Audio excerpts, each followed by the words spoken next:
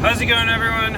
I'm on my way home from work. I know it's been quite a while since I've posted a video, and I've kind of finally gotten to the point where I feel inspired to deliver another message. Like I said on my last video, the last thing I want to do is become diluted and become watered down, I guess, if you will, if you get what I mean. And so I've been very busy working on a big addition. We're basically gutting an entire house that was built in about 1955. So all the interior walls are coming out, the ceiling, and I'm working on expanding the house right now. We're framing the roof. But what I want to talk about in this video is how I'm really, I know I kind of say I'm a supervisor, but at this point in my job, I really am an official supervisor. It's been made official.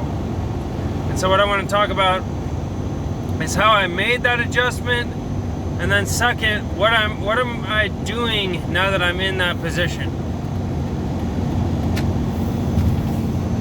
So I've been a supervisor for about 3 weeks now. This job I'm working on, my boss kind of said, "Hey, I want you to lead this project," which is kind of what I've been wanting to do for the last year or so, and it finally happened.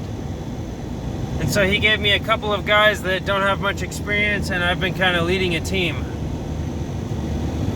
It's been pretty interesting, but I'm not gonna lie, it's a little bit stressful at times, because I basically have to show people exactly what to do, and all of the responsibility falls on me, obviously, and I can no longer just take a back seat and let someone else kind of make the decisions, which is what I wanted. But at the same time, I kind of have a little bit more sympathy for bosses and supervisors who get frustrated. I didn't get frustrated with my coworkers, but I can kind of see where it leads, because sometimes I found myself in a situation where I'm pressured to get things done quickly, and I'm on a tight schedule, and then the people I'm working with just don't really get how things need to go. And so I have to explain everything in vivid detail to them. And it's not their fault because they don't have the experience, but it really forced me to come up with good, concise ways of explaining things. And the other thing I've really been doing is, number one, establish a goal. Establish what you want to get done in a day. Have something you're shooting for. And once you do that, what I like to do as a supervisor, I try to figure out a system. I try to get a system going where everyone is kept busy and everyone is moving the ball forward.